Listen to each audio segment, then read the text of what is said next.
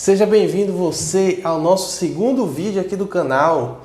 Bom dia, boa tarde, boa noite, qual que seja a hora que você esteja assistindo esse vídeo, seja bem-vindo. Não esqueça de deixar o quê? O seu joinha aí, não se esqueça de compartilhar esse vídeo para as pessoas que você gosta, para as pessoas que querem conhecer um pouco mais sobre a advocacia empresarial. Eu me chamo Rafael, né? E hoje eu estou aqui com o Marco. Se apresenta aí, Marco, dá um oi aí pro pessoal aí. Olá pessoal, aqui quem fala é Marco Miranda, aqui sócio da Vitorino Advogados Associados. Pronto, Marcão, a gente carinhosamente chama aqui do escritório de Marcão, né?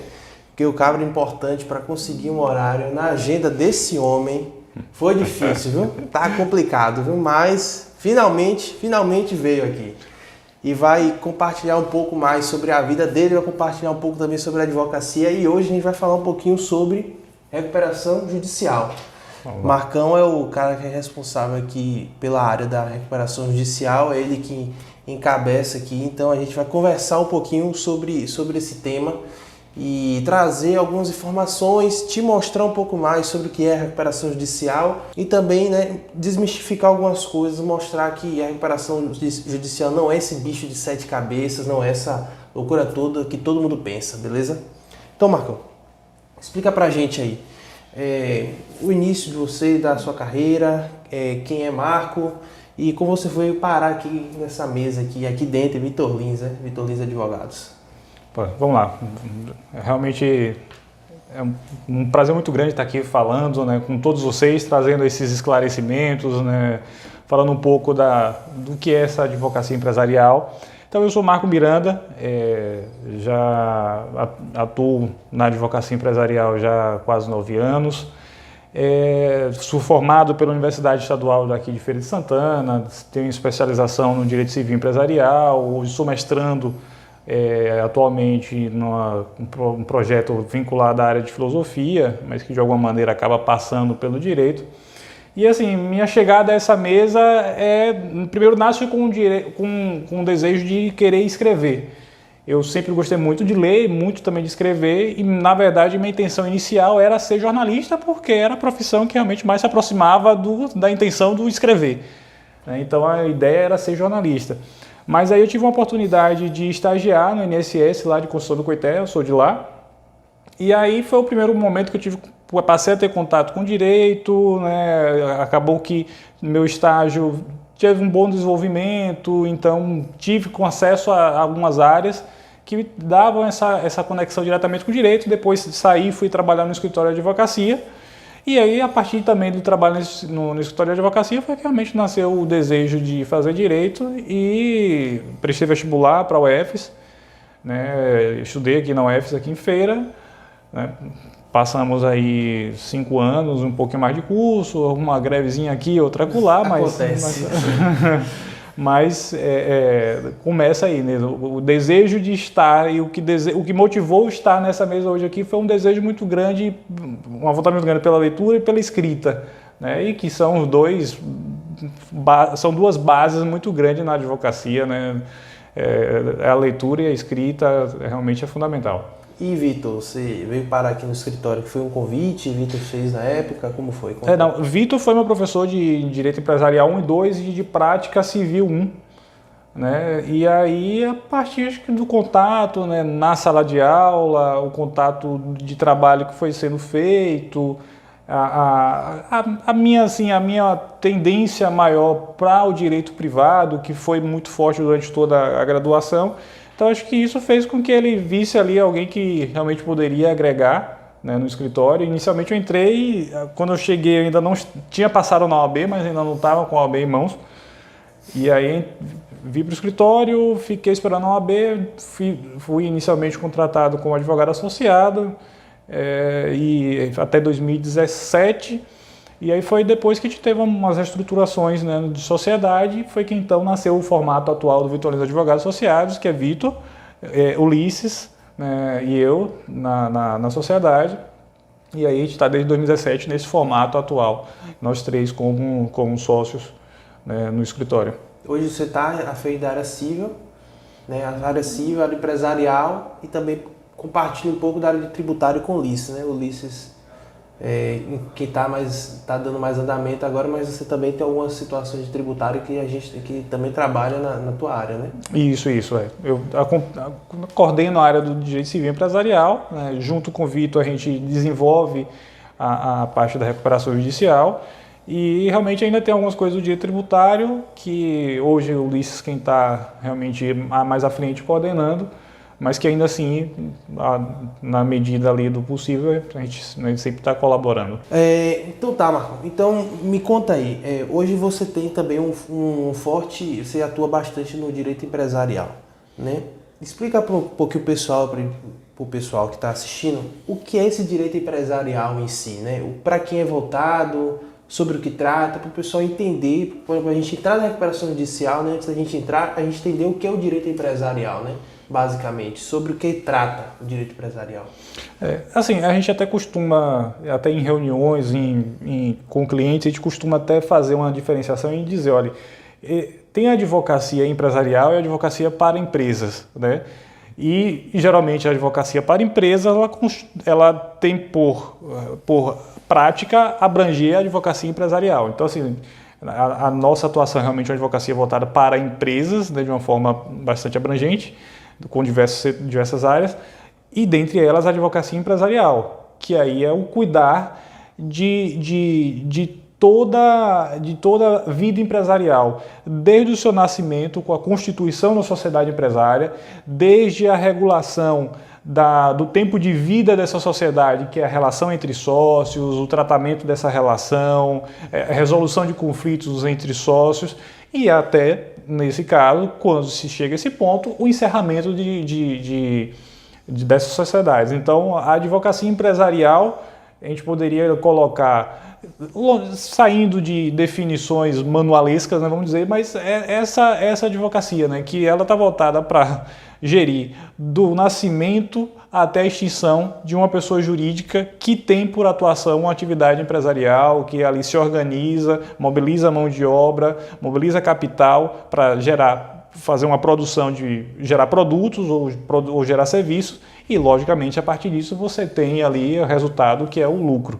Né? Mas a advocacia empresarial, a função dela é justamente cuidar da pessoa jurídica empresa, no formato empresa, dessa maneira. Da mesma forma que a gente tem a figura da pessoa natural. A pessoa natural, ela nasce, ela se desenvolve e se encerra, né? E o encerramento da pessoa natural é algo inexorável. A pessoa jurídica, ela nasce, ela se desenvolve, se encerra eventualmente ou não, né? A nossa função também é fazer com que ela continue tendo sobrevida saudável por tempo indeterminado, e aí nesse ponto entra justamente a recuperação judicial como um desses mecanismos para que a pessoa jurídica que está ali num momento de dificuldade, em vias de eventualmente ter sua vida encerrada, ter uma sobrevida, não apenas ter uma sobrevida, mas de conseguir se reerguer e manter suas atividades de uma forma saudável por um prazo indeterminado. Uhum. Então, conceitua para o pessoal que está assistindo aí, fala aí, assim, o que é a recuperação judicial, assim? O que é, para que serve, é somente para empresas, quem é que pode eventualmente utilizar a recuperação judicial, em que contexto, assim, de uma forma bem simples para o pessoal entender.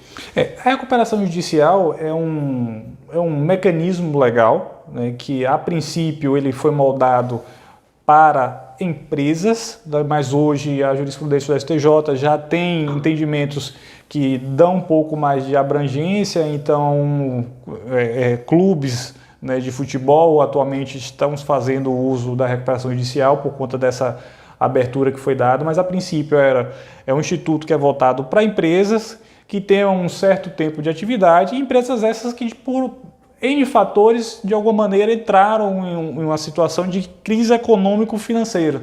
Né? Então, por conjunturas globais, conjunturas locais, por características da própria pessoa jurídica, por algum fato específico daquela pessoa jurídica, aquela empresa, ela entrou numa dificuldade econômico-financeira, e essa dificuldade econômico-financeira faz com que ela esteja impossibilitada de honrar com suas obrigações, com seus compromissos de forma regular.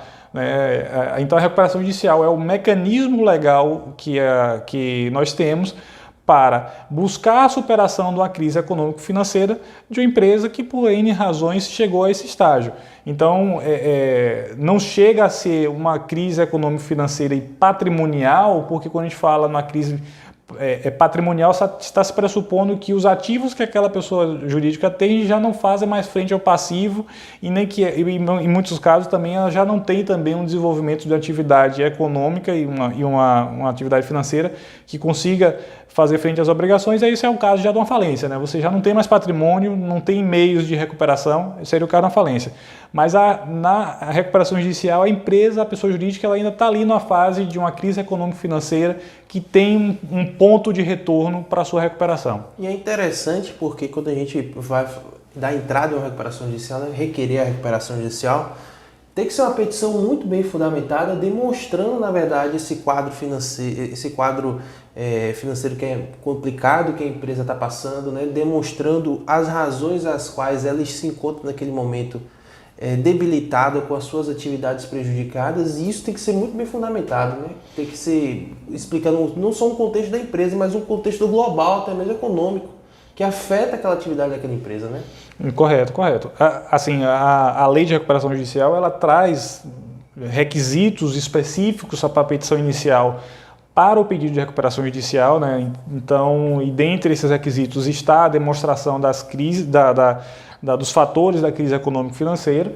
E aí, nesses fatores, realmente é importante ter um trabalho detalhado que consiga, de toda sorte, identificar os fatores, tanto macro quanto micro, que afetam aquela atividade e que conduzem a esse estado de crise econômico-financeira.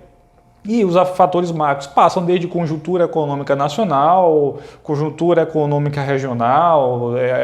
A gente tem situações, muitas vezes, de que uma grande obra está sendo realizada numa região e a empresa que tocava aquela obra, por alguma razão, ela vai lá e abandona aquela empreita e simplesmente as empresas satélites que estão ali ao redor, né, quase que quebram junto. Então você tem situações mais regionais e você tem também os fatores micro, né, que são aquilo específicos daquela pessoa jurídica, né? Então é preciso concatenar todos esses fatores. Há doutrinadores que até dizem que a petição inicial, que é o pedido que se faz ao juiz, demonstrando a ele, olha, a empresa ela tem a dificuldade XYZ, por conta de tais e tais razões.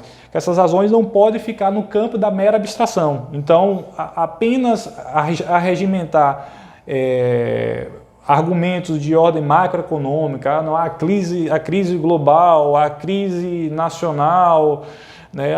Alguns doutrinadores colocam, alguns juízes entendem que isso não é suficiente. Então, realmente é preciso ter ali o cuidado de pegar aquele cliente, colocar sobre um raio-x, colocar aquela empresa sobre um raio-x e de fato sair mapeando. O que é que tem de problema que conduziu a essa situação de uma crise econômico-financeira que faz com que seja preciso um pedido de recuperação.